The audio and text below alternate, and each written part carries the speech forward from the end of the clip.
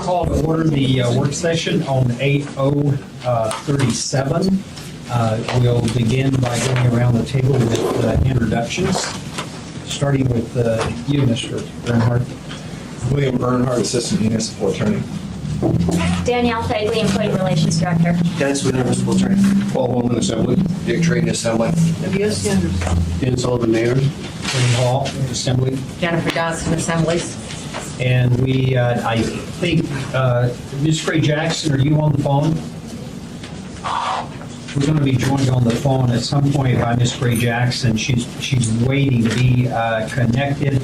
Ms. Trask is going to be about 30 minutes late, and I got a note from Mr. Birch that he has pink eye, and I was going to the doctor, but he'll be joining us on the phone as soon as he gets done with his doctor's appointment. But if he's looking for sympathy, he's called in the wrong place. With that, Mr. Mayor. Thank you, Mr. Chair. Our intent today is to outline the changes that are incorporated into the S version of 2013-37.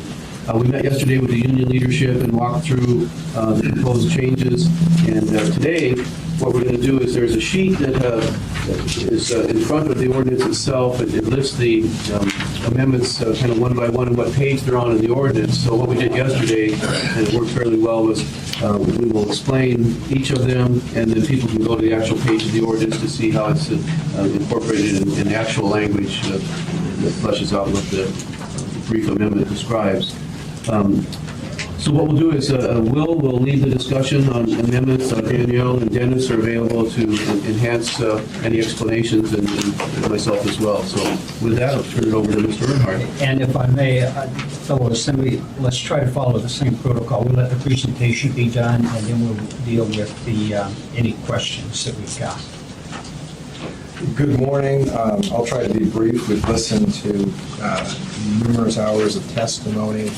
The law department has heard from quite a few members of the assembly regarding concerns, ideas, proposals, amendments, and I'll just walk through the document to all of the amendments and what the intent is and what they say. The first three amendments are actually all on page 3. In direct fire protection services, we've expanded that definition to include EMS, fire prevention, and emergency dispatch services. And that definition is solely to exclude those services from any possible managed competition in the future. That's what these definitions serve.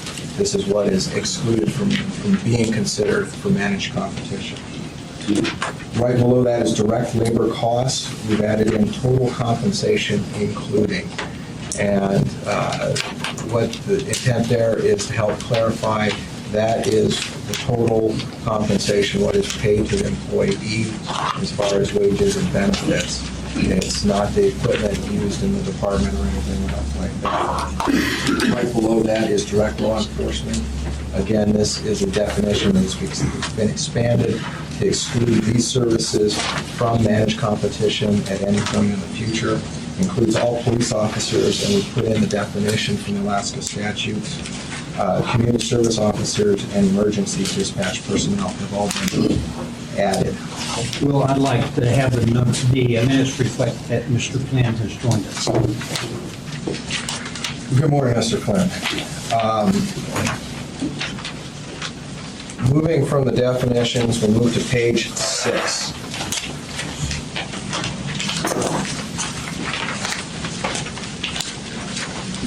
And this is under 370.020C, the Managed Competition Program. What we tried to do is add language here that clarifies the intent as to what managed competition is. Keep in mind, this is simply a vehicle that says contracts will allow managed competition if it were to happen to a particular work group. It doesn't say any particular work group will be subject to managed competition. It just allows for that possibility as a program is developed. And we'll touch more on that later, but we have put in at the end of the ordinance that a managed competition program will be presented to the Assembly within 180 days. In regard to the policy and going down to sections, the other sections, we've made a few language changes to put these in a little bit more positive language. Going on to section D, which is on page 7, this is the limitation on direct labor cost increases. Two clarifications there. The easy one is at the end, and that is the CPIU. Whether we've said CPI, CPIU, there's a slightly different tweak as is used in the tax cap language. It all means the same thing. It's the annual cost of living increase for Anchorage for any given year. Earlier, and this is on line 3, what we've added is on a per employee basis. And what that clarifies is the intent of the direct labor cost cap is not to prevent an expansion of operations. If we are going to take on additional services or we're going to expand a department, that is not included in this cap. Presumably, there's either additional revenue added or found for those expansion of services. But what this is saying is there is that possibility. Section E, employee benefits, again on the same page 7, lines 24 through 28. Just a clarification there. For purposes of that subsection, standardization of health and include the standardization of health and dental plans, life, disability, and dependent life insurance plans, and optional life retirement savings plans. So the 401k, the 457 options will be standardized. However, existing retirement plans will not, and pension plans will not change. We're not opting out of PERS. PERS is not going to change whatsoever. Unless the program itself changes by the state. Just to back up one step, on the page 7 on the CPIU, we didn't mention the fact that we're adding the 1% to the cap to capture the new construction possibility. Last year, new construction represented about 0.7% of the taxes collected, the increase in taxes that were allowed under the tax cap. So by adding 1%, we're able to have a little broader range of wage increase possibilities by capturing that. Thank you, Mayor. That's a key ingredient there that we're trying to keep as much flexibility as possible within this cap, and there is a lot of room to negotiate it just as within what is projected to be available revenue. Moving on to page 8, and this goes to clarifying what incentives will continue to exist or will not exist. Longevity pay is in our code. Those employees who receive longevity pay will continue to receive longevity pay. Nothing is changing there in policy or in code. Service recognition, the same thing. That is also called for in 330, 127, and the policy has been to grandfather people in. That will not change for those employees that are currently in those programs. However, for new employees, they are eliminated as they have been in the past. For the performance incentive programs, and that's both the PIP and the PSP, the performance step programs as they're identified in various contracts, those will end at the end of the contract, and employees will be frozen at the level earned. So if they have 6.5%, they'll be frozen there. They won't move up to 13 after the contract ends. There's one exception is on 2 of the programs, we have a annual periodic renewal. When the contract ends, those employees will serve, they'll get their 4% or 5% for the term that they've earned it. So to follow in February or as the contract dictates. But at that point, performance pay will disappear.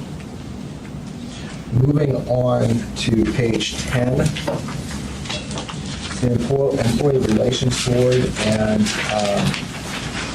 this is something we've tried to deal with in terms of not amending the charter. Under the charter, the mayor gives names and the assembly approves.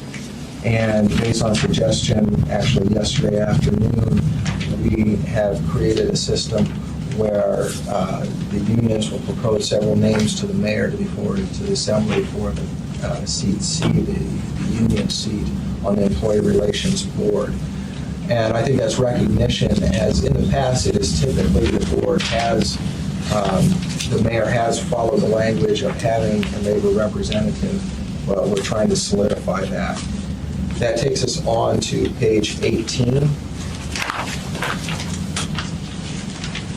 Couple of housekeeping measures to address what we're doing later, but we've moved out mediation and fact-finding 30 more days each to account for what happens on pages 20, 21, and 22.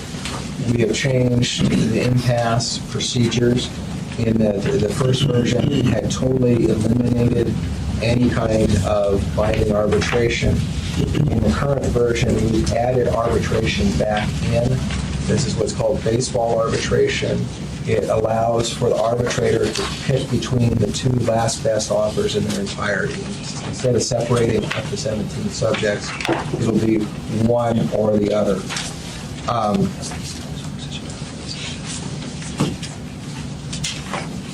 The parties can come to an agreement anytime prior to the arbitrator's award. So if they go to the arbitration and they've hammered it out and heard from the witnesses, and they're worried about what the assembly might do, they can come to the table and they can come to an agreement right up until the arbitrator's decision is voted on by the assembly. That brings us to page 22, decision by the arbitrator. Once the arbitrator renders a decision, we have not taken the assembly fully out of it. The assembly is still empowered to approve the arbitrator's decision by 8 votes. This is the same procedure as we currently have for our A2 unions. And with the exception of, obviously, the right to strike is still gone. It does say, it does allow for a mayoral veto, but the idea being if there's 8 votes, there won't be a mayoral veto. Unfortunately, the veto is in the charter and we can't eliminate that. If, for whatever reason, the assembly does not approve the arbitrator's decision, the parties are then at impasse, and the mayor may impose the last best offer. And at impasse, the parties have the ability to go back to the table and see if they can come up with a more agreeable contract. Moving on to the end of the ordinance, on page 31, this was something I noted in our work session a couple of weeks ago, 27190, the language did not properly get changed there. We're just clarifying that if someone is to be moved in or out of a bargaining unit or from one bargaining unit to another, that is a matter of negotiation, discussion, and if parties can't agree, it's for the Employee Relations Board to decide. That's current practice, but we're clarifying in the code. The last page, page 32, 2 important housekeeping matters. Again, I previously noted section 4. Within 180 days, the administration will forward a plan for managed competition. And again, managed competition doesn't exist in this ordinance. It simply allows for that possibility under the contracts. It keeps the contract from forbidding it. Section 3, the timelines for impasse procedures, mediation, fact-finding, arbitration, will be extended proportionately for those contracts that are coming up in 13, and that's a recognition that starting negotiations now or in the next few weeks, we're still already in those time periods that we've set. Negotiations take their own pace. They can take a week, they can take a year, and there's some allowance for that, but this is the recognition of, we're already past a few of these deadlines. And with that, I'm open to questions. It should be noted as well that there's a new AM associated with the S version of the ordinance, and it kind of goes just step by step through the ordinance with more text and context in the explanatory portion of it. Ms. Osander and then Ms. Robertson. I have several. starting on page 3. The clarification on direct fire protection services, the inclusion of EMS. Some EMS is done by volunteers currently. Would this have any implication on that current practice? No, it would not. All right. In the direct law enforcement language, are police record clerks not included as direct law enforcement? They're not included in this definition, and again, this is just says these operations are absolutely not subject to it. I'm not sure if police record clerks are something that could be subject to match competition There's a fair simply because of amount of some, testimony. there's other codes and other things that come into that. I don't know what the state code reference is, that's why I was asking. The state code reference is really the sworn police officer's So ability this to does arrest not that kind of include direct. No, this definition does not. It's certainly an unlikely candidate, I would say. Pardon me? Certainly that group of employees would be an unlikely candidate. Well, yeah, I'm just wanting the language. Yep. There's also been, on page 7, a fair amount of confusion about if all employees are going to be getting the same benefit package. That isn't what you said verbally, but when I read this, I still don't see the clarification on that point. Is it the intent that the same plan is offered, or the same benefits are offered to everybody? And what is included here is the same health plan, the same dental plan, life, disability, life insurance, the retirement saving plans will be standard throughout the municipality unless the union opts out. They can always go into their own. No, that wasn't my question. Okay. If I'm a lifeguard, am I going to be offered the same benefit package that a 20-year police officer is offered? The programs that the municipality offers to the employees would be standardized, that from a municipal benefit program standpoint, so yes. But implicitly, you'd believe that the city would contribute more towards a more expensive employee than a less expensive employee. Currently, under, even today, it's based off of your eligibility, and the eligibility is set for our plans at 20 hours to be eligible. It's not based on what job you do, it's based on your time worked. All right, so it's basically you get the same health coverage if you're a 30-year executive. And that is how it is today. All right, I didn't understand that. And Okay, And in fact, the standardization is we're all generally in the same health plan with the exception of a few unions that opted out. But what happens is we get locked into that contract with what the benefits are today, and then this set of deductibles is different from everybody else. but okay, can I try one more time? In a contract, you basically say, I'm going to contribute this much towards medical, right? Yes. And so with one contract, you'd be contributing most likely more towards medical than you would in another contract.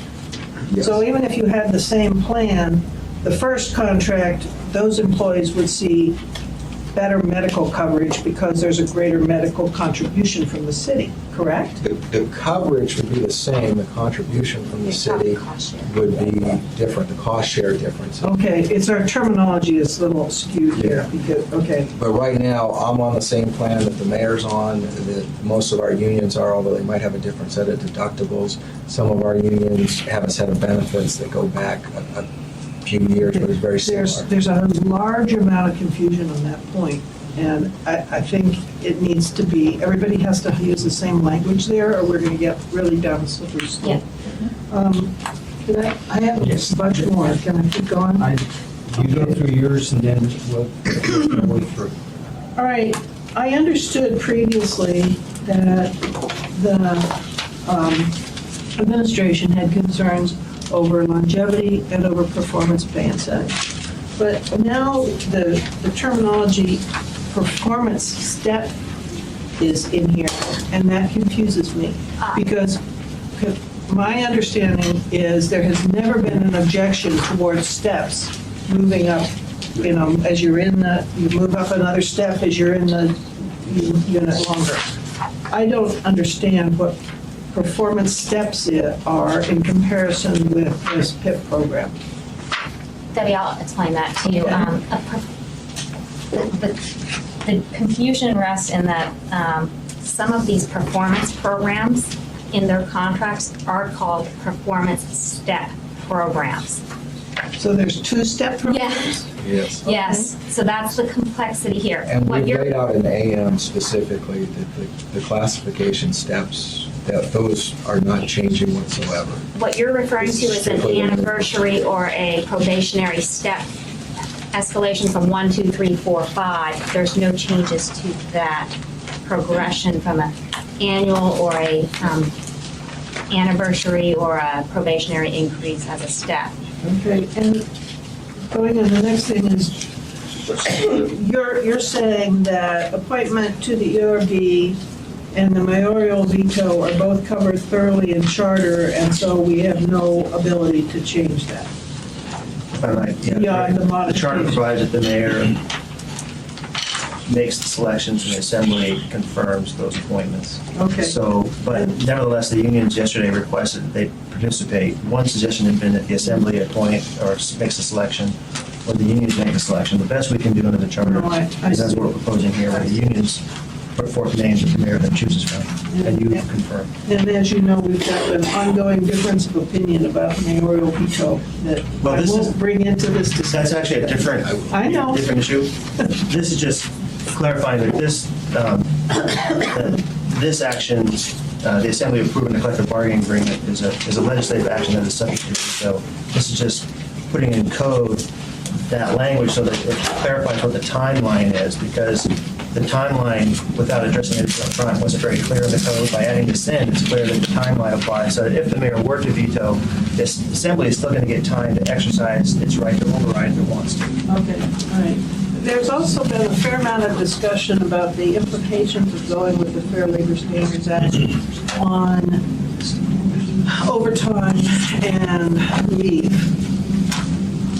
I'm really still unclear, based on what you've written here, if we've covered it.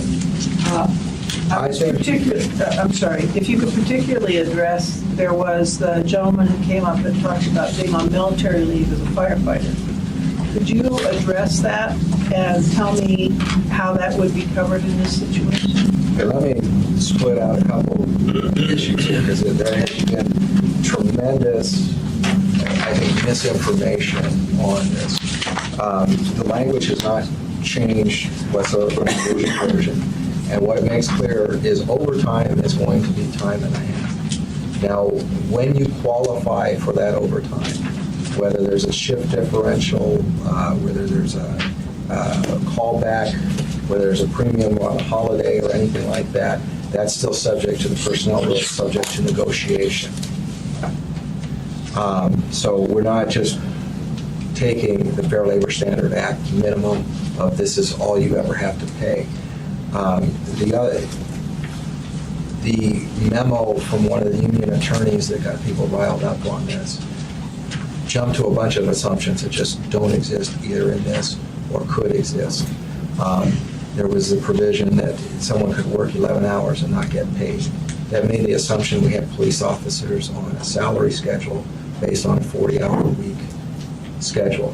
We don't have that at all. No, well, my main concern is a lot of the testimony that we heard that basically said that through our agreements that have been negotiated, the city's basically been able to evade paying overtime or not pay overtime because of the flexibility in the bargaining language.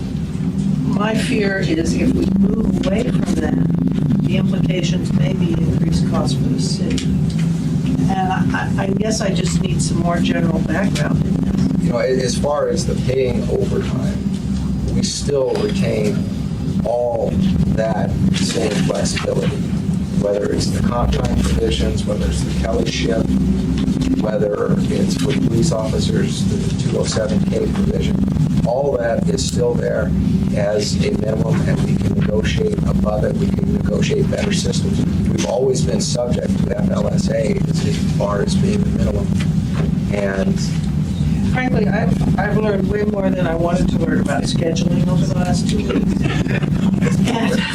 And one of the things that struck me is, in some situations, we might have employees who even work less than the amount that would be required here under the fair labor and the traditional approach. Are we in any way going to include that now?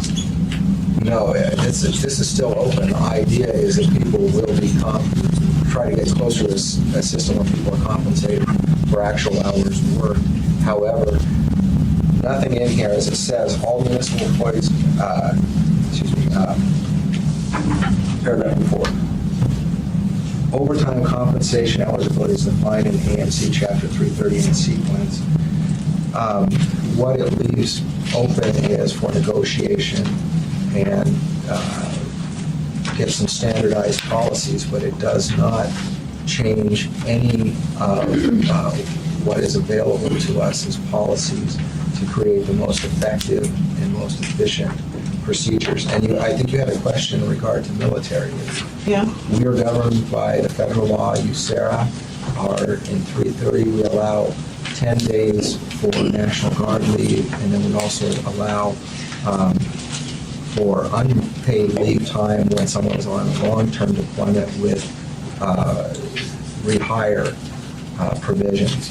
I have not ever heard of this, our 10 days doesn't work, the state has 16 and a half. We've got to figure out another Well, way. if you're- But we're certainly willing to, I mean, that's something that should be looked at if some of our employees are having difficulty doing the National Guard service. It sounded as if part of the problem was that the day, definition of a day was really difficult. And if you have an extended work period. So I am concerned about that. I'd like to know more about that.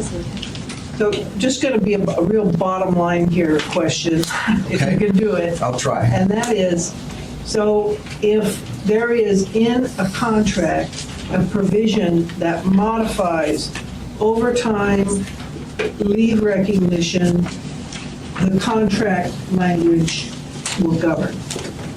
Is that correct? Yes, and there is a lot of latitude on those negotiations.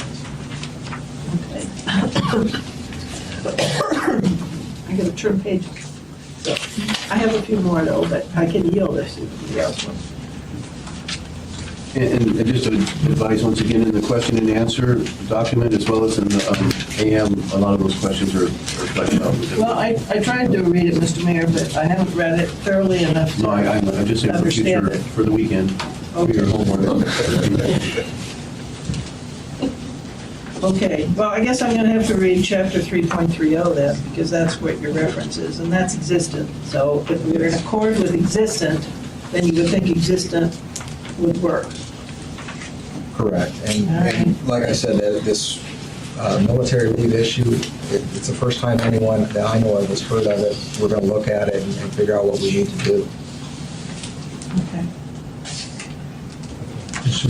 I want to make note that we have been joined by Ms. Frasca, and Ms. Gray Jackson is on the phone. It's muted so that we can't hear her, but we'll try to make her available at a little later here. And I have in the queue Ms. Johnson and then Mr. Flynn. On page 8, line 24,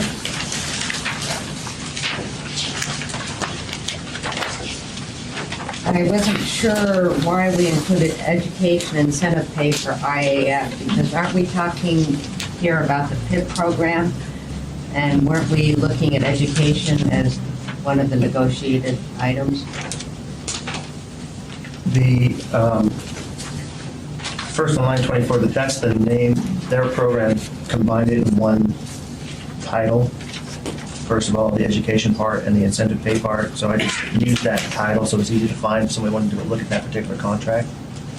And if you note at the bottom of that same paragraph, we're talking about dealing with education incentives in chapter 330, so we can kind of get going forward some sort of standardization on what we allow. And what we're looking at is trying to tie higher education achievement to the needs of the job. So if you go out and take the initiative to train yourself up and get a certain degree, we're willing to participate in that process and reward you for that effort, but it needs to be tied to the job. It can't be a degree in poetry, and poetry is not part of your job in any way. So that's the goal here, because right now that tie doesn't exist in some of the programs. Right. But as far as the education incentives and how we approach it, that still is an aspect of negotiation as we go forward. Is that correct? I mean, I understand that the municipality is hoping to create a policy, but still, in our negotiations, that's listed as one of the areas of negotiation. Correct. Right. As far as what we might contribute to that, what the stipend might be, what the rate increase might be for getting an appropriate degree that enhances your job performance. And I guess my question with that is, I've been part of a lot of these discussions, and as the administration looks to creating some kind of uniformity in that, the negotiation table would still have some process in that. And an example was brought up to me today was, I think it was the fire inspector who has an engineering degree, and where the engineering degree would have, that is related, could be related to the job. So that, I mean, as far as those definitions and how it relates, it still could be part of the discussion and the negotiation with the union. Would that be correct? Because that was my intent. Yes. Mr. Flynn and then Mr. Trini.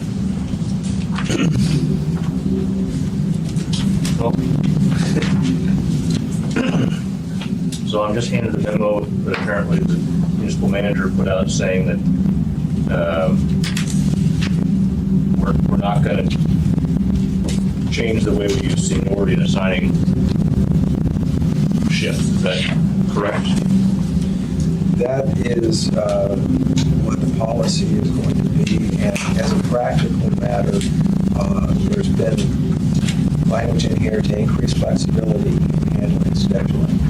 But as a practical matter, operations need to be run and need to be run in a fair and efficient manner, and there needs to be a procedure of deciding who goes to what station or who gets overtime, depending on the department. And what the chiefs have said is they're going to continue to use seniority for the most part. What this has done has increased management rights in that area, so that ultimately, if there is a close call or a disputed question, it is up to that director who's running that department to make the decision. It won't go to the union or the union president to determine who breaks the tie. And similarly, we were saying that we don't think records clerks are a good candidate for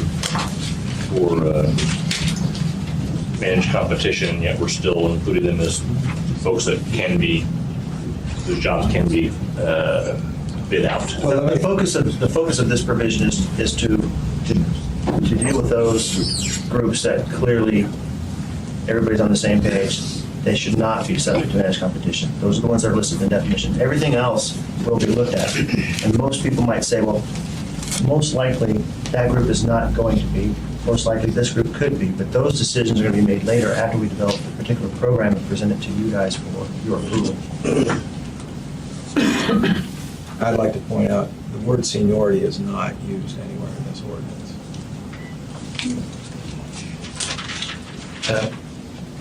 I guess I'm perhaps struggling the most with the conversation around FLSA. I mean, it says, no collective bargaining agreement may vary from the Federal Fair Labor Standards Act definitions and calculation for overtime compensation. That seems pretty declarative. And yet I'm hearing you say that and when we met 2 weeks ago at this work session, I asked you the question, are there people who are getting paid overtime now that will not be paid overtime if this is implemented? And I believe you said yes. And yet now I'm hearing you tell me that somehow there's no, a cop won't lose overtime under these conditions, and I'm struggling to reconcile those comments. What it says is we're going to use those definitions. So when we're looking at things like travel time, jury time, what gets thrown into various regular rates and other things, that those will be consistent. You know, there's been a real bugaboo with differences in the contracts. As to what's going to happen in the future, the current contracts will go their term and obviously don't change. When they are renegotiated, the plan is to be as standardized as possible. Is that going to affect this one particular employee or this one group of employees? We don't know. And we don't know now even if we don't change this ordinance, because when those contracts get renegotiated, there will be some differences. But this is not a specific plan to cut out this kind of overtime or that kind of overtime, other than it does eliminate the double time and a half situations. Well, and I understand that piece, but I mean, again, you have a very declarative phrase in here. And you know, the examples that I have seen with how FLSA treats law enforcement officers specifically, for example, they can be called out and not compensated for it under FLSA. This says you may not vary from FLSA in overtime scenarios. So, you know, it seems like, you know, I'm no attorney, but I read pretty well. It seems like we have situations where cops can be called out and not be paid for. We do not have those situations Now. because we have not, and under FLSA, especially with police officers, it's a very peculiar set of rules. The normal baseline for any employee is minimum wage. Overtime for public workers is at 40 hours a week. Overtime starts. That is just the minimum level. We're not saying we're going to either of those minimum levels. For police officers, there is an exception for these people who have longer shifts, and fire has a different set of exceptions. And in that scenario, in a small number of states, a long way from Alaska, courts have said, well, if you set a salary schedule based on a 40-hour work week for your police officers, they have 5/8 in those jurisdictions, and they've set a salary. So even if the officer only works 30 hours, he gets paid the full salary for 40 hours, just like we do as exempt employees. And under FLSA, if he worked up to 43 hours, there would be no extra pay for that. That was within the guidelines. But that's because there's a specific negotiated, not only the 5/8 schedule, but a negotiated salary, and the salary is negotiated based on a 40-hour week. So we have 3 steps that do not exist in this municipality. If APDA would want to agree to that, and the administration wanted to agree to that, maybe we'd go to that. I don't think anyone's intending to go that way. Honestly, that's not necessarily the most efficient or most cost-effective schedule for management either. But that's a very peculiar little twist that has happened, and quite frankly, I'm not sure if the Ninth Circuit would follow those jurisdictions in that reasoning.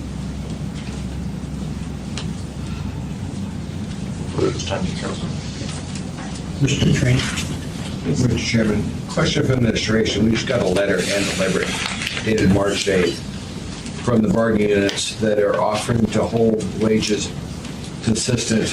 Give us more time to take a look at this. We looked at this. It was just handed out. Could you give us your response to it later? Because I'd like to hear a response. When this first started out, it was done so fast because the arguments made we're going to go into labor negotiations. We have to do it right now. That was in February.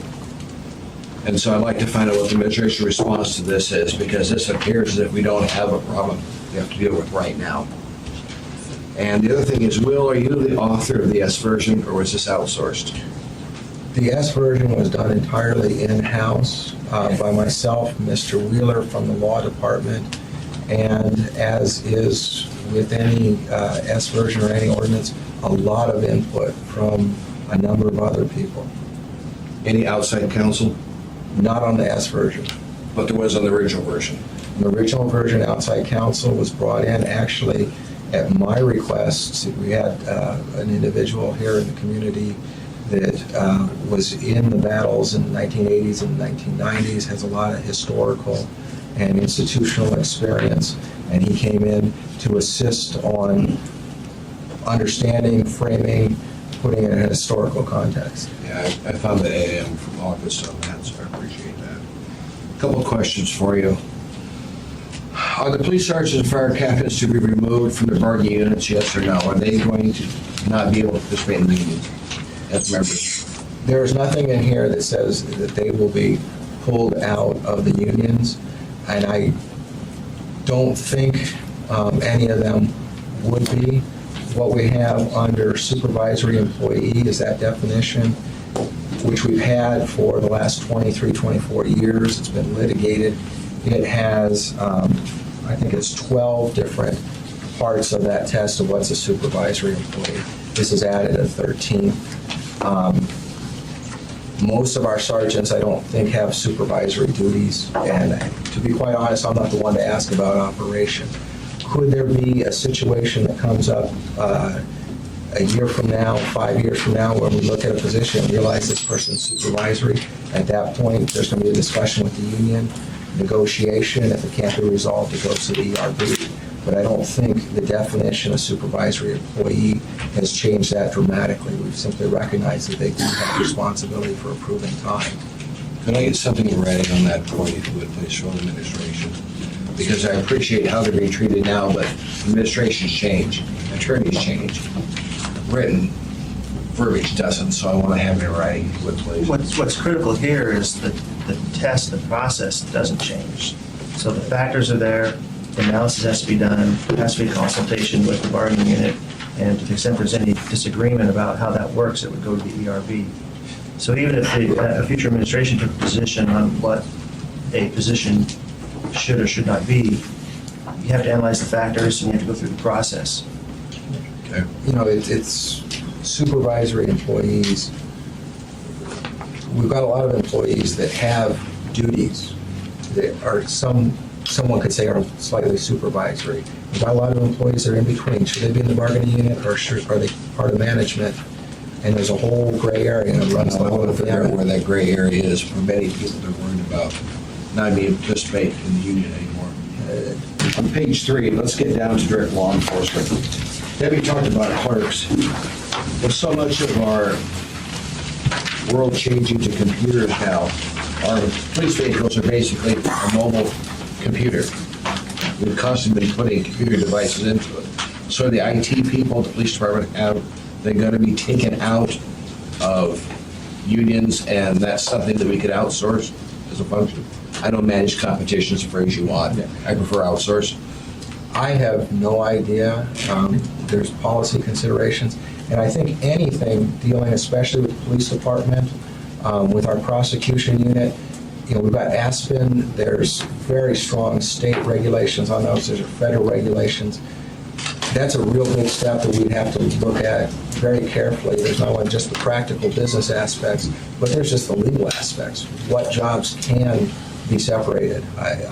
You know, and I don't know that This doesn't define it right now. No, this is just allowing that it could happen. You know, there's very few jobs that aren't out there that could not be looked at. And a few have said these absolutely under no circumstances could ever be. So how long would it take you to get managed competition to us? 180 days after? What we've included in the ordinance is that we'll bring something to you in 180 days. I know as one person, I'd be a lot happier if I saw a section that was fleshed out on managed competition. Because when we're going to say we're going to outsource something to managed competition, I want it defined what managed competition is, what jobs we're dealing with, and what's the fallback if the company doesn't live up to the managed competition and save us money. Because time after time, I've seen the first year, they'll come in low budget, after that, it just goes right through the roof. And the state doesn't have safeguards put into it, we're going to end up paying more money. In the end, we hurt more lives than we should have. Yeah, we're well aware of those horror stories that have been brought to our attention, and we certainly want to protect the community from any of those things happening. Thank you. Other questions, Mr. Chairman? Thank you, Mr. Attorney. Mr. Honerman?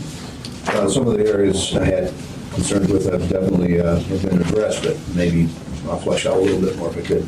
First of all, in this particular code, and I know there may be another chapter, three. The practice that we have had, and it has been a practice, I don't believe it's in law and code anywhere. A military employee is called up for a long term, 6 months or a year, where after a certain period of time, they would not be making contributions to their portion of the medical benefits or any others, AD&D or whatever. Is there anything in this code, I'm trying to look for it, see if there's anywhere else that would preclude the municipality from continuing that practice? Is this anything here to change or eliminate that? Absolutely nothing, and it is addressed right now in 330 as far as extended leave, but not on the continuing benefits issue. And I'd rather not, I understand there may be agreements out on that specific issue and trying to standardize policies, so I really can't elaborate any further, but nothing here prevents the municipality from having a more generous or more lenient leave or benefit programs for those circumstances. I'm glad you said that because I wanted to address that under the FLSA language, Mr. Flynn, and kind of open that door there for a question. As I understand collective bargaining and why it's the paramount boundaries, if you will, is to negotiate certainly management rights. Management has the right to direct its employees, and there's certainly language in here that actually goes so far as equipment and staffing and things like that. But the issue of the FLSA in particular, in the wages, hours, and working conditions, I interpret hours as kind of work scheduling. And so for years, and you may not have been here, I know Mr. Lee, you might have been at the tail end of it when there was this big argument over 410s and 5 versus 5/8 at the police department, because there was a language in there that said schedules at the police department will be either 410s or 5/8. And there was an interpretation by that administration that they could just pick and choose.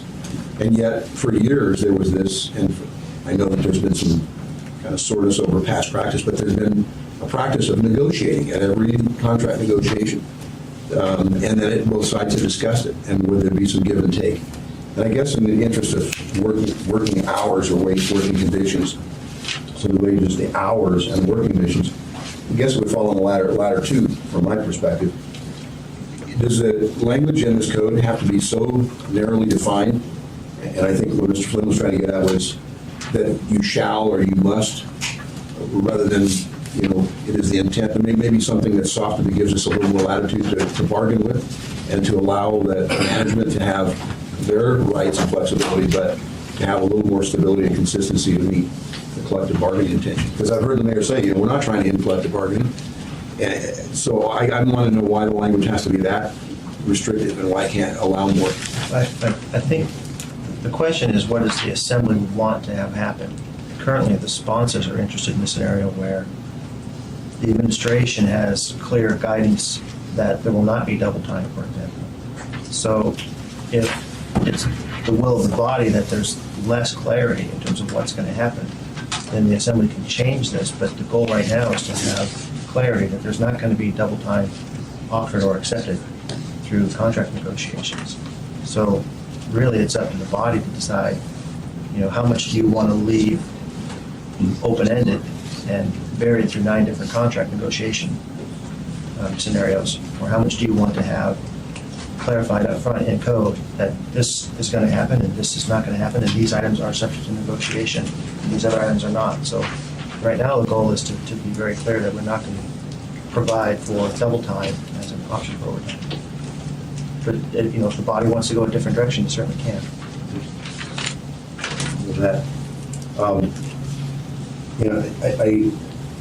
went back to what Mr. Training was talking about with the records clerks or any other. Is there anything, as I read through the definitions in particular, what I'm concerned about is when you're talking about direct services, as I use those definitions, it seems to apply more in the managed competition with what may, shall not be or shall. But does, under the current working rules of 3.70, there was language in here that addresses specifically persons who work confidential information. And for the love of God, I'm trying to remember how we can get to that point. I mean, how many members that are currently represented are eligible to basically be told, if this passes on this date, You're no longer a member of the bargaining. Confidential. Well, before you start, I think, are you talking about the definition on page 3 of confidential employee? Yes, We're all talking- yes. Okay, go ahead. Lon. That is a common confusion. Confidential employee, as it was in the original ordinance that we've been dealing with, as it is in the code that we've been dealing with, and as it is here, is confidential from the point of view of handling management information that is confidential in the collective bargaining or grievance or contract dispute sense. The economic information, how is the municipality doing? What are they paying other people? What are their plans for the negotiations? What are their plans for bargaining? What are their plans for grievance? Disciplinary information. That's confidential stuff that you would normally hold away from the other side if you were in litigation. But it's not employees that handle confidential information. Right, like in police and fire, you have HIPAA situation for law, you have. The example we were just whispering about is a payroll clerk. They handle confidential information. They may have access to your social security number and other information about you, but that doesn't make them a confidential employee. So this last sentence that we're adding in tries to help with that understanding that it's really about handling information which contributes significantly to the deliberative process, right? So high-level confidential information that is used for policymaking purposes, those employees are more likely to be confidential employees versus the office workers and clerks who handle specific information like your medical records or your. No, but what I'm saying is that they can't, obviously they have restrictions about how they use the information, but they're not necessarily confidential employees. I think that would be helpful for me also to have kind of an idea, maybe a few examples. I guess principally I wouldn't be so concerned if I knew that it didn't overreach, if you will. Just to the point where we're taking out 100, 200, or 300 employees and say, you no longer can vote on because. And I use the example again as a nurse that works for DHHS. They handle confidential information Absolutely. every time. It doesn't make them a confidential employee. They are bound, again, by HIPAA servicing citizens in Anchorage or anybody that could come in and need the service. But they're handling somebody's individual confidential information. It doesn't make them a confidential employee under the definition here. At the police department, every single person in that department handles confidential information. Absolutely. And the vast, vast majority are in the bargaining unit and should be in the bargaining unit. What this deals with is the chief secretary, someone who would be coming across that, okay, this is our strategy to deal with. As I understand, I mean, in that particular example, the chief secretary is an executive appointee. I mean, they're already Exactly. not represented. And that's where you need to look at things as a whole as to, all of the, the functions and responsibilities that they have, not just on a single, the do's and the do-nots that they have or do every day. And then lastly, Mr. Chairman, I'm thanking for the indulgence. And I'll probably come back around here for a minute. I'm thinking of a few more things, but I do, given this information, it really seems to, already I'm starting to feel a little calmer about the pressure that we're all under on trying to make such sweeping changes. My concern about the managed competition, and not that I'm opposed to managed competition program, I am opposed to putting something in code that says we shall have something and we don't know what we're looking at. And I'm really concerned about that. So like Title 21, we acknowledge it may not be perfect and we may have to come back and amend. I would be more than willing to put, it's the intent of the municipality to amend this code to include managed competition, and if the bargaining units are giving something saying they're not going to be objective, they can hopefully extend or whatever to be inclusive. I just urge you to look at this and see if we can give it's good due. I mean, I think we're moving on pretty fast to try to put something in and wedge it, and I think we could get it. Your own words, Mr. Chairman, let's get it right. Take our time to get it right. Thank you. I'll come back. Okay. I have Ms. Frasca, Mr. Flynn, Ms. Ostander, and Ms. Johnston. So, Ms. Frasca. Thank you. On page 22, regarding impasse, on lines 38 and 39, it talks about that the parties, when they're at impasse, the municipality may then implement its last best offer. So what would happen if you chose not to implement the last, since it's a may? What it is leaving there is some flexibility. And being public sector, we're kind of a hybrid. But what happens is if we get to impasse, we've gone through all the procedures, we're at impasse. There may be some discussion as to what is going to be the best to keep those negotiations going, to keep employee morale. Is it better to leave the employees under the old contract and not impose the last best offer and try to reach a new contract? Or is it best to impose the last best offer and start moving forward from that basis? And that is a complicated decision because each negotiation is very different. And an administration last best offer could, actually mean a pay cut. It certainly means dramatic change, and as we know, change is something people don't like. Okay, so it keeps it as an option. It keeps it as an option. Right on the table. Okay. Regarding managed competition, and I know we've had some discussion about what happens, that over the next 180 days we'll get a plan. And so is it anticipated that that's a plan that will require assembly approval? So that's one question. I think the answer is yes. I think, there's one or two contracts that have what might be called managed competition language in them. I think what we're trying to do is develop a program that would work across all of the contracts, set up the parameters of what we look at and how we analyze it. We would be looking to the assembly to approve that plan. So at the risk of suggesting something that's sort of a different perspective, but since what you said this morning was that the goal is to not have the contracts prohibit managed competition. You don't want to have it be off the table. You want to have that as an option.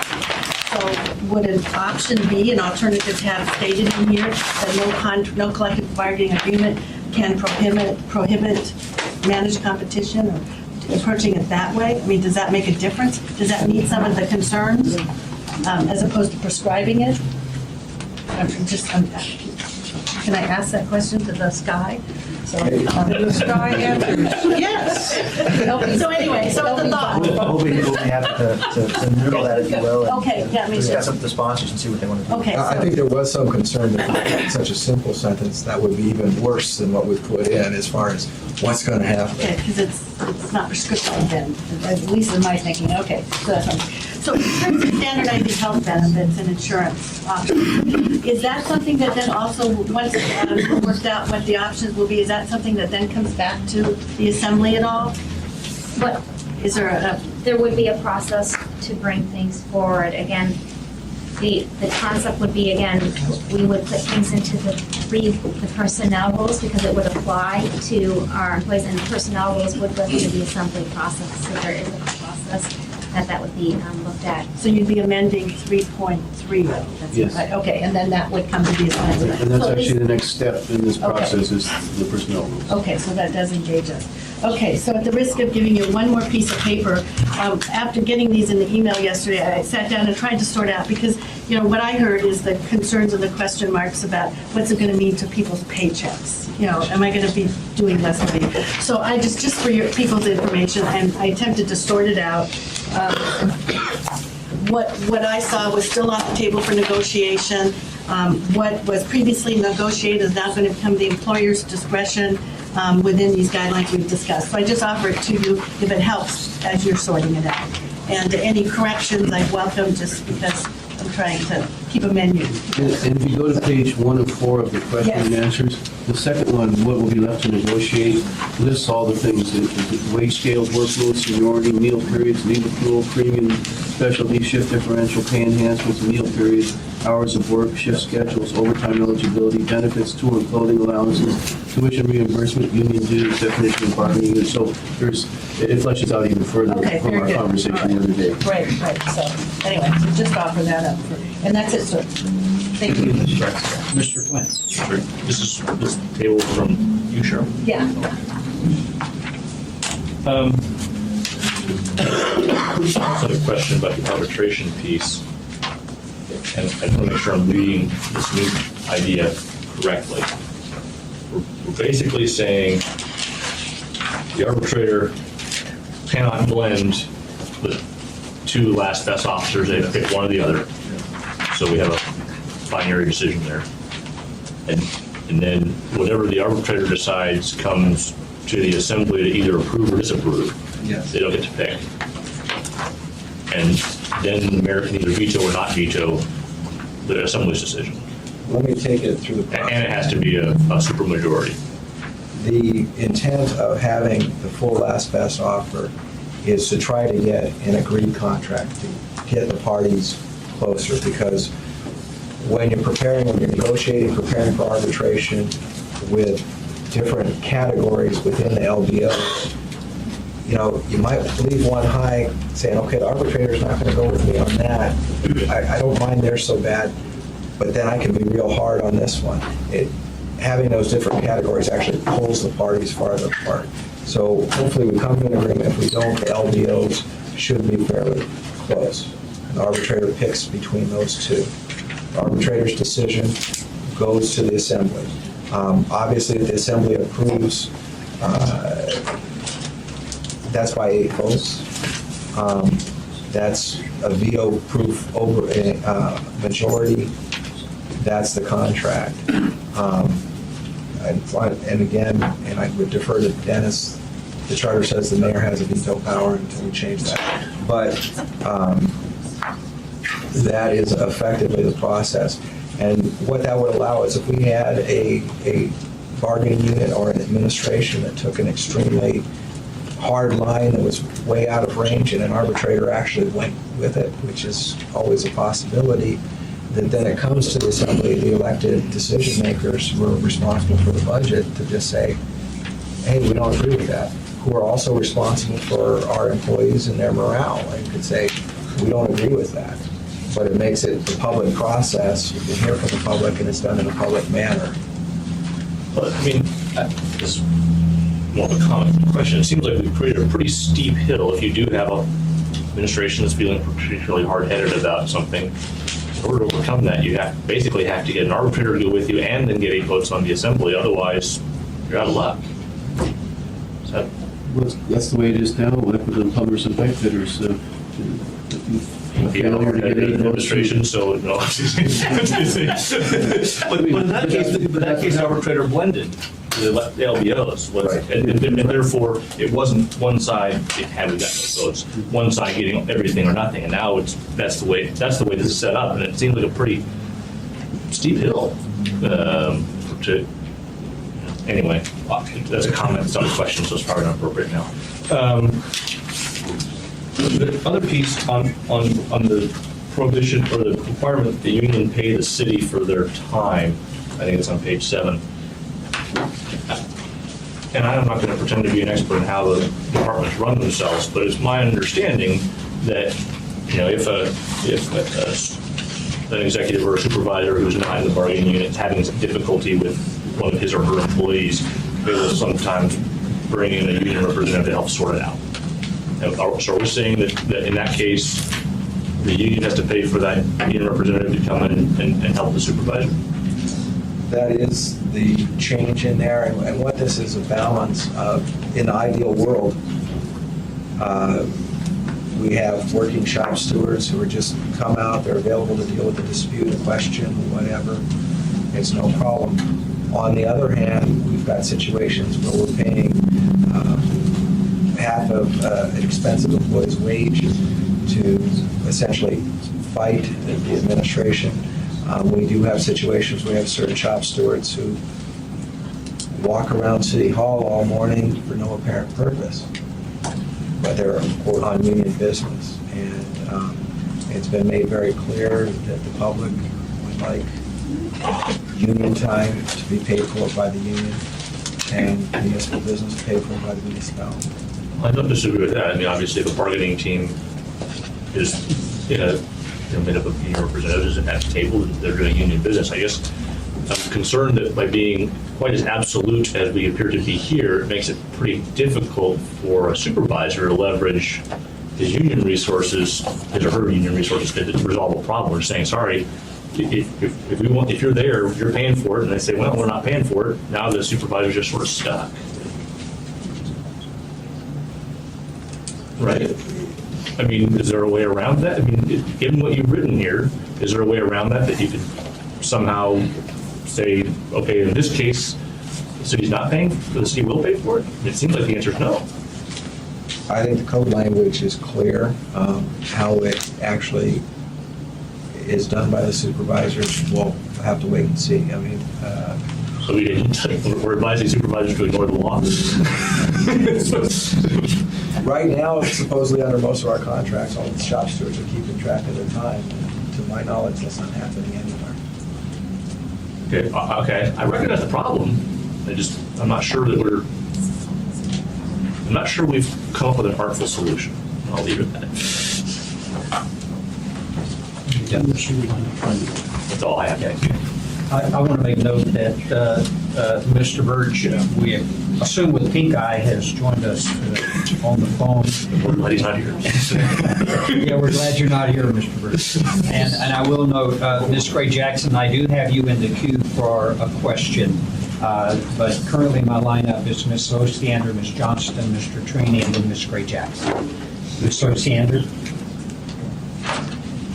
I'd like to elaborate a little bit on Patrick's last question, because when this was presented initially, my thought was, well, okay, sure, that makes sense if you're bargaining a contract. But then I met with some people who presented a scenario, well, if there's any kind of an investigation of an employee, they have a right to have a representative there, and so they'll pull in somebody else who's there. So if then the hours that they're pulled in are accounted for, then isn't it going to be an incredible Kronos nightmare to say, okay, I worked for 20.4, but 0.6 I was doing something else. I mean, if you get into that kind of detail, as I understand it, that happens frequently. I don't know if that's true. I'll defer to Ms. Feely. I am blissfully ignorant of Kronos. Well, I'm not asking a Kronos question. I'm asking a timekeeping reasonable. There are codes that permit the time to be tracked while performing these functions that exist today. Okay, so it's not going to be any big problem for a regular salaried employee to take 15 minutes out of his daily reporting because he went in and did some, okay. All right, I want to go back to this scheduling and overtime thing, because it's really frustrating, because I'm hearing you say something and then I'm reading it and it doesn't tally with what you're saying. Where are you? Well, I'm several places. Right now, I'm on page 9. It specifically, it says that it's a management ability to do staffing, scheduling, and overtime on line 17 there, right? But what you're telling me is, well, we're still going to allow seniority for scheduling, and we're still going to allow overtime as negotiated in contracts. So I took you at your word, and I read while people were, one more caveat now, then I looked at page 29, under applicability of personnel regulations, and it says that there can only be substitution on these if there is specific approval of the assembly. And I was trying to think how the heck that's going to work, because the assembly isn't involved, or won't be, until the very end, and then can only say yes or no. Help me. I'm assuming that's the language you're using to say, yeah, we can do seniority for scheduling. Let me take it from the back. Okay, thank you. Backward.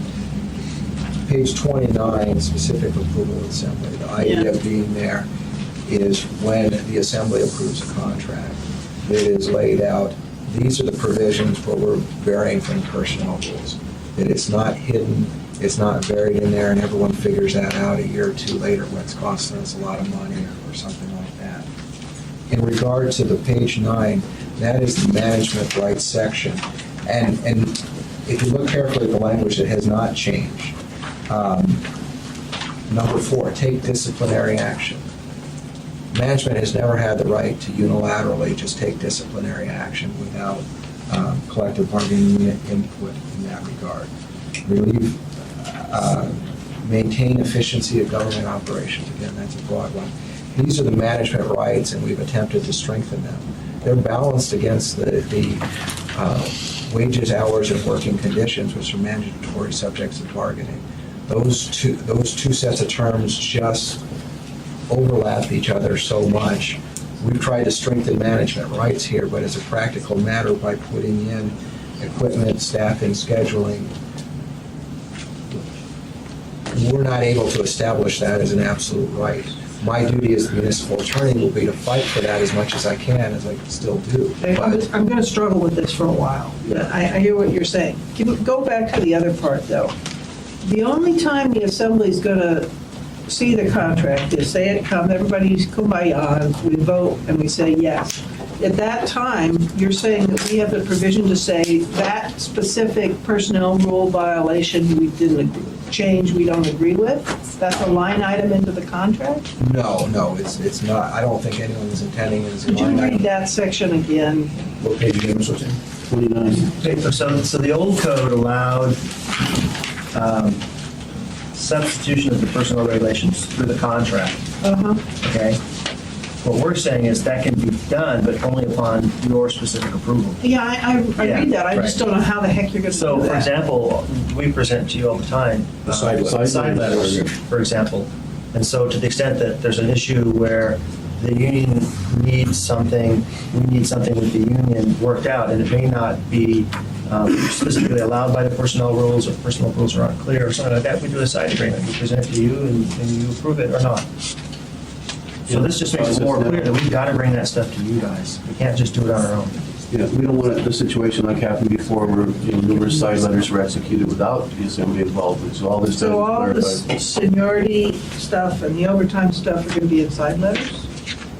Some of it could be, but a lot of it will probably end up in 330, or some of it will end up through operational decisions by the chiefs. And if you make those exceptions, they need to be called out either in the contract or the AM that goes with it or something, so the assembly realizes, okay, in regard to police, we're going to vary from 330 in this provision. I'm still fine with this contract, and not find out later. I'm going to be frustrated for a while, I can tell. Okay. And then the one last thing, I guess, is also something that Patrick brought up, which I didn't get my first reading through. All right, so the arbitrator makes the decision on which side, yea or nay. Then it comes to the assembly, and if we like the one the arbitrator didn't like, tough beans, we can't pick it. We can just say, no, we don't accept the arbitrator, and then it's up to the mayor. Yeah, we switched from the assembly deciding to the arbitrator making a recommendation to the assembly. We can't pick the one the arbitrator didn't pick. No. All right, just one. But essentially, if you reject the arbitrator's decision, you're putting back on the table the one he didn't pick. No, we're putting back the city's last best offer. Oh, well, that's the one he didn't pick. Not necessarily. Not That's how it works. Our last best offer is, if he didn't put that forward, he put forward his decision, then that's obviously different. Thank you. Mr. Sanders, Ms. Johnston. Back to page 9, since Until Tammy brought that up. There's been a lot of concern about safety. And so in number 10, are you, would this disallow in the bargaining process some safety language from the employees or some approach to safety?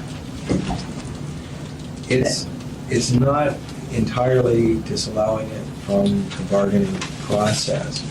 Where this would primarily come in is those terms that are not defined in the contract. When we're looking at perhaps implied terms, agreements, or that kind of thing. What is happening here is we are still subject to, well, we're going to still have our safety committees, for starters. Moving up the line, we still have industry standards, state, federal standards. We still have a municipality that values its employees and has to pay for losses, either directly or indirectly with the insurance.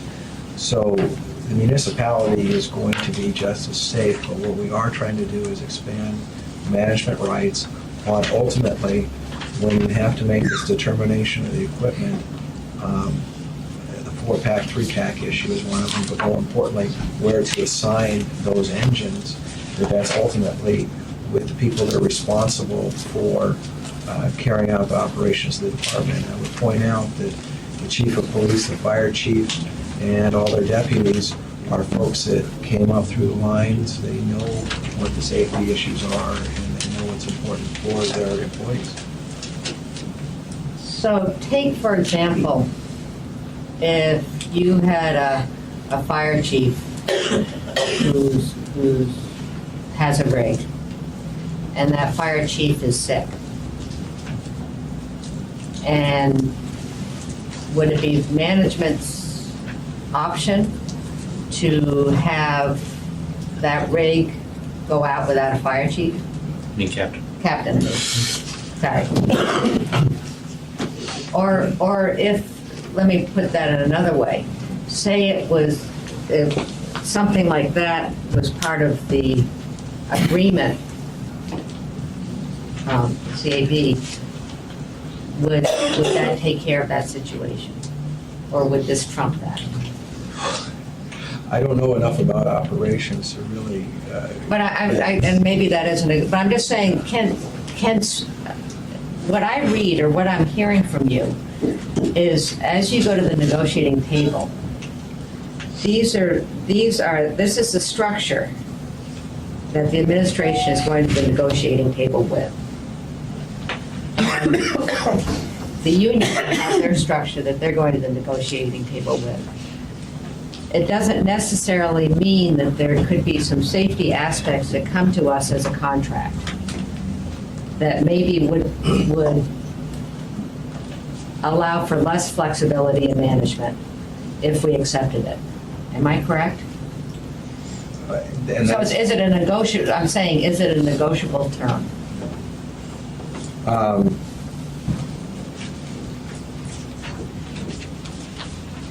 And again, it's a yes and no.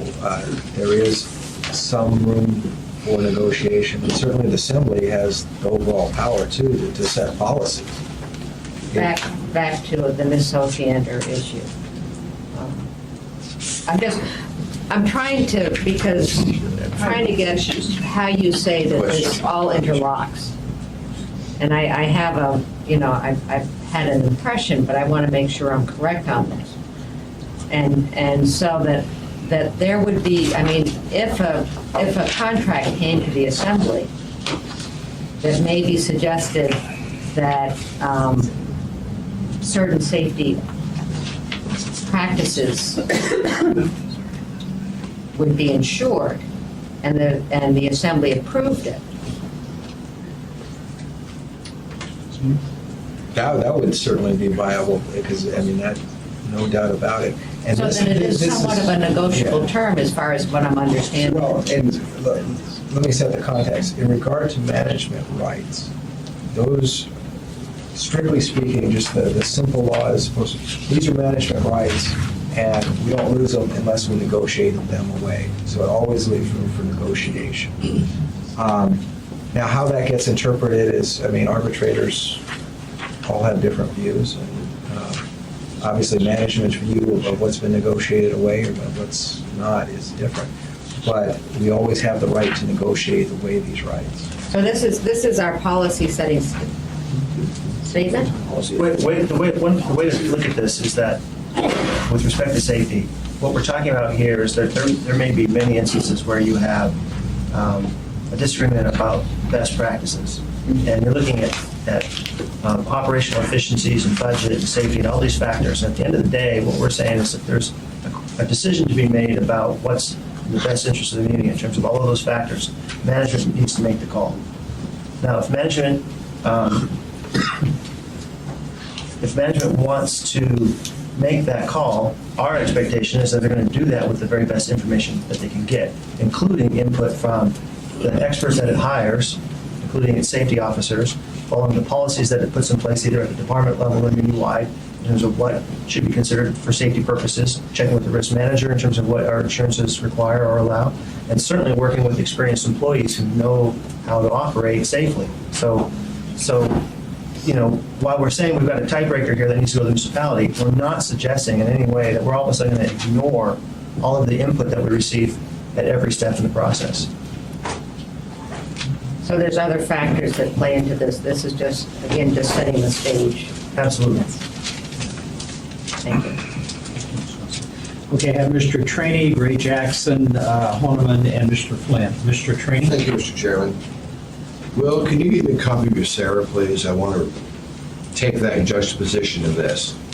Maybe the easiest way is just ask you for it, if you would, please. Second of all, I know, but I want to read it as it relates to military service, specifically on military service. And would you like, also, we've got AMC provisions, we also, the state provisions. I spent years with the Guard, and I want to make sure we're absolutely taking care of Guard personnel for service to this country. Okay, I'll put together a package for you. The other thing is, you talked about this as being baseball negotiations. Have you ever been involved in labor negotiations in your life? Or is this an esoteric discussion because you claim you're the drafter of this? I just want to make sure you've actually been across the table in labor negotiations, and it's not just what you viewed it without being involved in it. Well, Mr. Trainee, if I might, that's one of the reasons why we reached out to Mr. Owens. So is the answer yes or no? And the answer is, while Will has some participation in negotiations, we also work with people who have even more experience in it. But I'm asking Will specifically, because we don't have a contractor relationship now with those other attorneys. I want to know if this attorney has actually got the experience to be on the line with something like this. Well, what's going to happen, Mr. Trainee, is on the 18th, we have another attorney that's starting with this, and she has a significant amount of negotiation experience. So we'll be utilizing Mr. Earhart, the attorney that's coming on board next week, and as we get closer to negotiations, we will certainly reach out to outside expertise as well. I've participated in every negotiation that's occurred over the last 2.5 years to one degree or another. I've also been to MIT and Harvard and trained in negotiation, and I have 18 years of legal negotiation experience, which is a little bit different than labor, and it tends not to always be quite as complicated, but sometimes it's even more complicated. Thank you.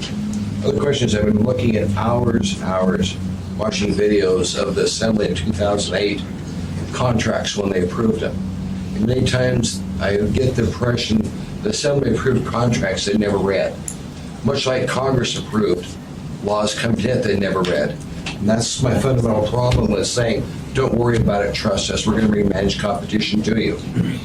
That worries me because the same thing as the Assembly is accused of doing in 2008 and Congress is guilty of doing with things like healthcare law, not reading it. Thank you, Mr. Chairman. Ms. Gray Jackson? Nope. Can you hear me? Yep. Can you hear me? Yes, we can. Great, thank you, Mr. Chairman. I apologize for not being able to be there in person, but I'm in Seattle Airport. Anyway, I'm working from the document that I picked up yesterday, and so the line numbers may be a little bit different. But I'm referring to, on my document, page 30, line 14, where it says, shall be subject to the municipal leave policy. My question is, does it mean that you guarantee the MOA leave policy, or that you're just limited to that policy? Thank you, Mr. Chairman. Thank you, Ms. Gray Jackson. Starts on line 11. Page 30 starts on line 11. This is referring to the standardization of those extended leave policies. If I have the right section, that let me just go back and confirm that we're all maybe looking at the same Actually section. talks about all benefits, premiums, deductibles. It's basically, all municipal employees shall be subject to, is the, So it's on page 30 of the document I have, as paragraph beginning, or line 8 to 12. So this is referring to is the standardization of the benefit programs and leave policies. We're really focused here on the extended leave, and this comes back to what Cheryl Frasca, Ms. Frasca had asked about where they would be, and it's having your personnel rules, setting the standards and defining what those programs are, and adopting those as the standard or a uniform policy or program across the entities. And I don't know if Ms. Gray Jackson was able to catch. Were you able to hear that, Ms. Gray Jackson? They weren't really clear, but that's my problem, so. We'll We'll get her the answer. We'll get it to you in writing, Ms. Gray Jackson. She said thank you.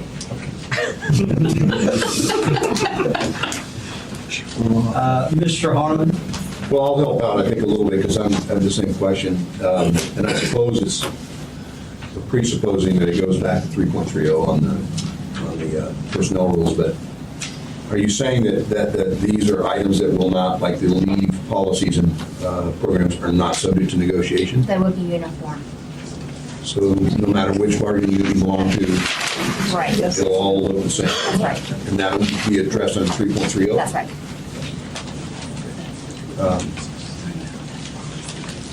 Is currently that? And let me just step back, that is different, as well mentioned, because I know that this was another question, that is different than what people may have asked about leave accruals. Right. That's not the leave programs we're referring to, leave accrual meaning 6 hours or 8 hours. Right. That is not part of this section here. Okay, so sick leave, leave cash pool. That's correct. Leave cash in, these are all the areas you're That's- talking about. I'm talking about your extended leaves. You may have education leaves, you may have family medical leaves, your military leaves, personal leaves, and even the leave donation program as standard programs. Those will all be in 330. The other leaves, I think that you're talking about, will then be handled now. That's your negotiation, your leave accruals or your sick leave accruals, that's your negotiation. So I just bring That's that your over. contract. I guess my concern is that, Ms. Johnson earlier said, is that our policy, this isn't policy, it's law. And so I'm concerned that we're moving so fast that we're putting stuff in here that says in law that later puts us behind another limited gun barrel, if you will, by either encouraging employers or supervisors to do something that would be in violation of what the code says. So it just brings another set of questions up there. I think we'll just, I don't know what that means. I got another question though, if I can move on, and I guess we'll have to get back to that. I'm Well, curious. what we can do, what we were just talking about, is we can give you a chart that tells you which leave topics, if you will, come Or under something like what Ms. Rath. To that, yeah. Okay. That'd be helpful, thank you. And then I go into, I think it's page 8, no, 9, I'm sorry, back to page 9 for a minute. I guess I'm struggling with, again, going back to law versus policy, and going back to collective bargaining. And that goes back to, I have no problem absolutely whatsoever with number 11. I think we communicate times of emergencies and declarations and such. I think management has and should have its total right to make sure that we're getting services where they need to. The other concern is, when you have the language that's already in place, and adding the underlying language, which is apparently the insertion, it almost begs or screams out, something to, how it would be best phrased, but in accordance with the collective bargaining agreements. Because again, it goes back to collective bargaining, wages, hours, and working conditions. I mean, if, for instance, I'm going to use the example of 4 versus 3 on a fire truck. If the National Fire Standards comes in and they recommend highly a 4 because of safety and public safety, more than just crew safety, but safety to the community, and it's bargained across the table in good faith, and it's in the CBA, then what code says here is if, no offense, but the next mayor decides, no, I want 2. But yet the collective bargaining agreement said 4. The law says that it's management's sole discretion to say who's going to be in the truck or how many's going to be in the truck. Well, but, yeah, right. In that example, if it's in the CBA at 4, that's what it is. But it doesn't say it. It says in here that you have the right at any time. Management can come. Not in contravention of the signed agreement. Well, it doesn't say that in here. That's I guess the that's law. me. That's the law. Yeah. That's exactly how Signed it agreement works. rule trumps. Yeah. I guess I would feel more comfortable if it had something in there. Now, maybe it's in the beginning or the end, and maybe I'm missing it. It's just, that's how the law operates, and I think the problem is, as I said before, management rights and wages, hours, and working conditions just really, really overlap. Right. And if you say these are absolute, then there is nothing to negotiate. However, if you were to say they're not absolute, the contract itself may, even if its language is not there, what the battle is, the tension is when we negotiate something in the contract that says something about safety. How broad is that?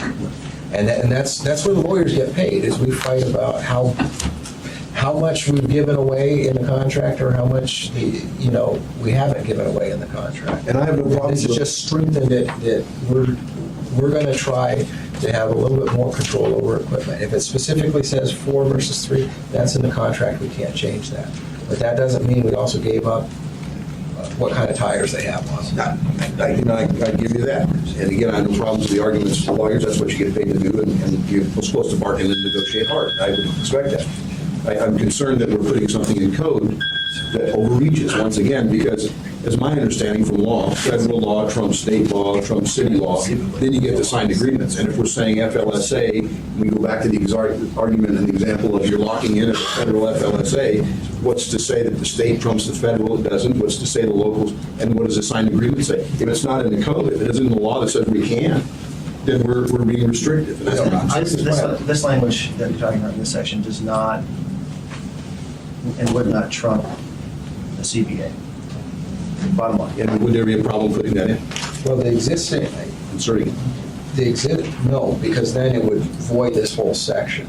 Well, actually, I don't believe that it would. yeah. If you look at B, for example, it speaks to that question, but I will take your concern and I think get a response from you. I appreciate that. So going to page 8 then, back on line, section 3H3, under the PIP, if you look on line 26, and I'm not sure if this is intended or not, we go back to what apparently might be under 3.30, education and incentive pay rather than PIPs or pay performance. As I was previously described, we were just identifying the programs, and in fire, it says education and incentive pay. That's the heading, that's the title of it. So we're going to get rid of the performance incentive. As to an education incentive, that's going to be at the bargaining table as to whether that comes into it. But that's just, Can this be changed or something so that we don't code out that we just now eliminated their education? certainly, we can probably get rid of that example. Sure. But if we get rid of the performance pay, it's the No. education and performance that disappears. Sure. We've got to negotiate that other aspect of it. Then on the ERB, I can't remember if that's on page that is. You're on page 9 at the bottom. Okay, very good. There's a discussion of, and it's fully appreciating and wanting to follow the practice and what's in the charter on the mayor's appointments, confirmed by the assembly. Something that, and this, again, this is something I'm toying with the idea of perhaps it comes in an amendment as we get closer to that point. I'm hopeful that we can use this and it gives us more time. Would there be a preclusion from the mayor appointing a person, the person with the labor background, again, from a pool of applicants, the mayor apparently appoints that person for confirmation. And then the two of those people then pick from a pool of the general public that then is subject to the appointment by the mayor and confirmed by the assembly. And I'm not sure if that's, you made a distinction on law, Mr. Wheeler, and I just want to make sure, would there be a preclusion from putting that in language in here? Or that's the Because intent? then you really haven't given the mayor any choice. You've given him a choice of one. No, they would submit a list of 3 to 5 names for the mayor to pick. That those two would then pick from the applicant pool of the general public. Yeah, I have to look at that. I'm not sure of that. That's a question, I just needed it. And that's it for now, Mr. Chairman. Thank you, Mr. Alderman. Mr. Flynn? Just want to clarify here, and I'm pretty sure I know the answer, but I'll ask. The 4-pack, 3-pack discussion. under the current agreement, I think it's 10 rigs have to be staffed with 4 people at any given time, 4 firefighters at any given time in the city. A couple of times in the past year's budget negotiations, some members of this body and some administration folks have said, hey, all we have to do is go from 4, give us the flexibility to go from 4 to 3, and we can solve our revenue issues. I think I'm hearing you say is that can't be imposed, that would have to be bargained if the agreement retains that 10 rig with 4 people on each provision in the next agreement. That's correct, it's a contract provision. And I want to qualify, I have not read that provision of the contract anytime recently, so I don't know if there is some more wiggle room. I don't think there is. But I have not been part of that debate, so. I'm sure if there were, it would have been found by now. The other question, would it be possible for you to provide a list of the folks who worked in developing the original version of this ordinance? I think it would, I'm not sure, quite frankly. There's been a lot of input from various sources. As far as the actual drafting, it's been done in-house with advice from Mr. Arnold. Yeah. I mean, I guess I just like an idea of which person, who within the city was giving input into this would be I useful. would just tell you verbally that the city manager, the CFO, the mayor, the senior policy advisor, the chief of staff, the municipal attorney, the assistant municipal attorney, the employee relations director, that's pretty much the team. Thank you. So none of the department heads, for example. But they manage all the department heads, and this bubbled up because after 3.5 years of listening to department heads and their challenges in trying to manage different personnel under different contracts, that was the genesis of it. It actually came from 3.5 years of listening to department heads. Understood. Thank you. Mr. Trini. Mr. Chairman, I just got a message that we've got a meeting on Monday sent out by the clerk.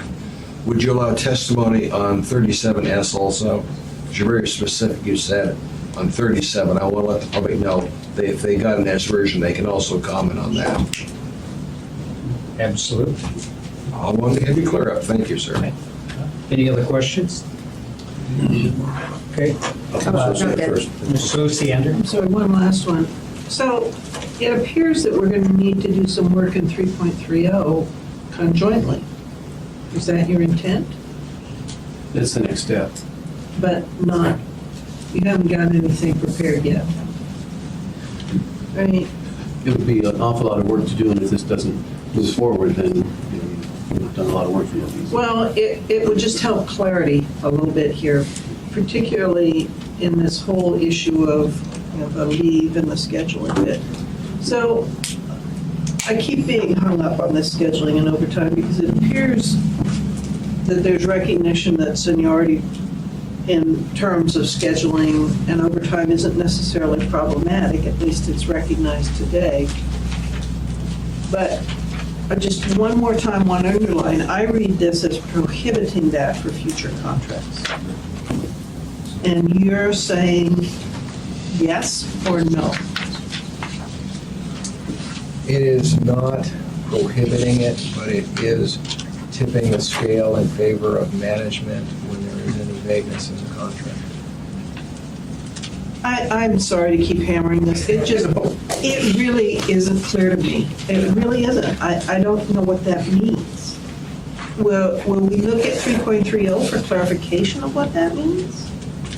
I can't envision the world you're describing. No, and I think for strictly for scheduling, especially overtime, and I'll defer from this, I don't see 3.30. That's still ultimately going to be handled within the departments, within the CBA, within the management staff.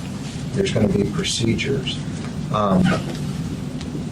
Again, seniority is not a word used in here. We have But strengthened the language. scheduling and overtime are specifically given as management rights, and they're not currently now.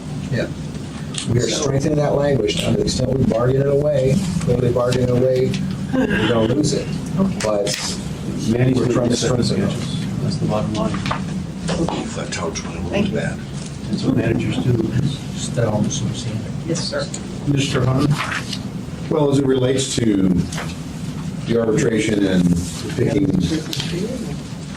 that the assembly then comes to, I guess, the choice of, or the description, and I got lost a little on how that works, but is there anything under the mayoral veto power, under the charter, that would preclude any of our titles to have an exclusion, for instance? I can suppose a world where, hopeful that there's a world where we'll all sit down in good faith, negotiate bargaining agreements, and then it gets presented to the assembly and we approve it or we do not, and it goes back to the 3.70. But it just screams to me that why would, if all the power, as you say, gets tipped more in favor of management, why wouldn't the unions then come in with as high best offer as they can, management come in with the lowest best offer they can, and let an arbitrator basically look and say, well, I don't have a choice, I got to pick one or the other. And then we get it back into our arena, and let's just say it's the negotiated union's highest best offer at the top of the moon, or the sun, and we approve it, and the mayor just vetoes it, which then reverts back to the last best offer, which was the low ball that goes in by management. Well, remember, it took you 8 votes to approve it. So when the mayor vetoes, he already knows he's got to get 1 vote to change their mind. So there's the possibility that he may not veto, or if he does veto, he's immediately overridden. So it's not a foregone conclusion that the outcome is municipality imposes that best. I get that, but I think we're getting to that overreach again. We didn't just tip, we just pegged it to the max, where simply, and again, no offense to, again, this current administration, it could be another mayor, it could be, we've now essentially taken away the good faith and fair bargaining of collective bargaining. I see the end result as we've just eliminated all the steps of trying to sit down and even talk about reason. I don't think so. And one of the reasons that a lot of people really like baseball arbitration is because, based on their experience, it forces both sides to be more reasonable, come closer to reaching an agreement than in other forms of arbitration. And both sides suffer one way or another if they don't reach a good contract. And the assembly has a lot of power at its disposal to provide guidance at the front end and funding at the back end. So I don't think the answer is a foregone conclusion. Well, I guess the other thing about baseball, from my understanding, is they've had the ability to the owners to lock out the players and the players to strike. So there's that, and then my understanding is it just can continue on. And I guess we've got time limits put in here, but I go back to this here. I think we really need to take a better look at this. Hold on for a second. At the very beginning of your question, you started talking about the charter and the code, and I wasn't sure. Yes, my question is there, when it gets to that point of impasse, and either, preferably, I would think that we give the arbitrator a chance to say, this is too high and this is too low, we can come back in with this. And maybe it only applies to certain things like wages and hours and working conditions, the 3 things that we negotiate in those areas. Then we can at least look at something that we think might be reasonable from the assembly level. Again, looking at the reason word. Then could we then say, if it gets to this point, if we haven't reached it in good faith, we got a high ball, we got a low ball, and now the assembly has to look at it. Once the assembly has decided that under those conditions, that be final and not be subject to appeal? Or is that guaranteed in the charter and there's nothing we can do in these? I think the answer is the latter, that you can't, by code, diminish the mayor's veto power. Well, the only reason I say that is because you've got now, where it wasn't before, you've got now an affirmative within 21 days. Well, the reason I put that in there was not because I'm giving the mayor a new power. I'm just describing what that power is. And the point, as I mentioned earlier, in doing that was to make sure it's clear in terms of timeline that there's a possibility of a mayor veto, and also the assembly's 21 days to override. So I wanted to make sure that was in that section, so it was clear in terms of figuring out the timelines. Okay, if I could just clarify, the term baseball arbitration has become a term of art. It has nothing to do with the management lockouts in baseball. It started a number of years ago when they started going last best offer versus last best offer.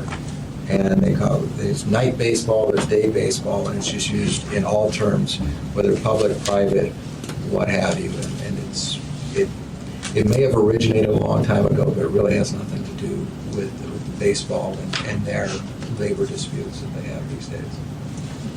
I guess I just go back to, they still can lock out and players can still strike, and we're saying we can't do that either. So I don't know, it seems like we're all wanting, I don't know.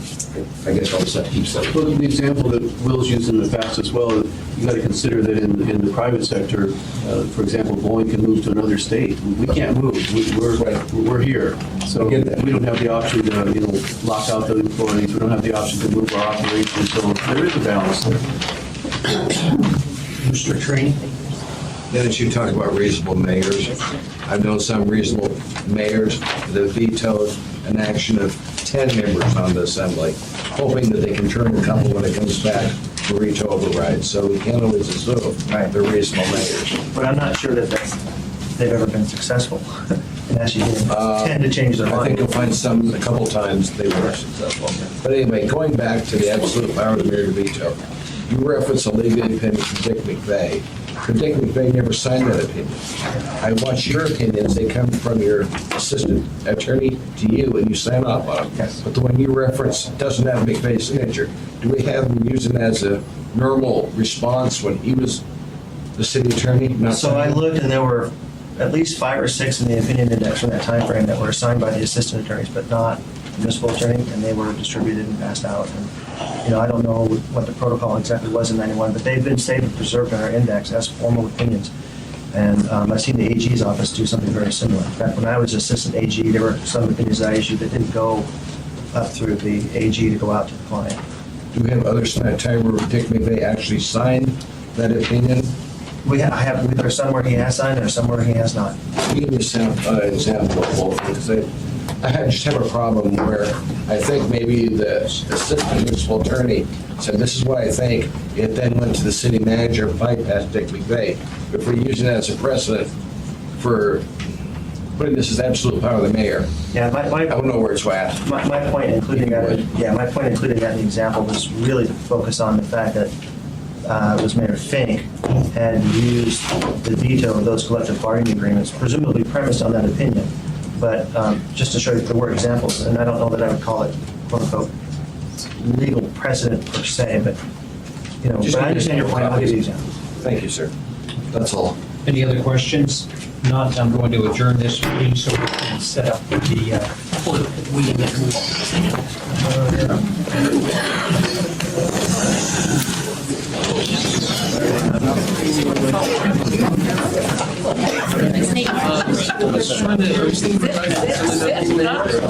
Yours?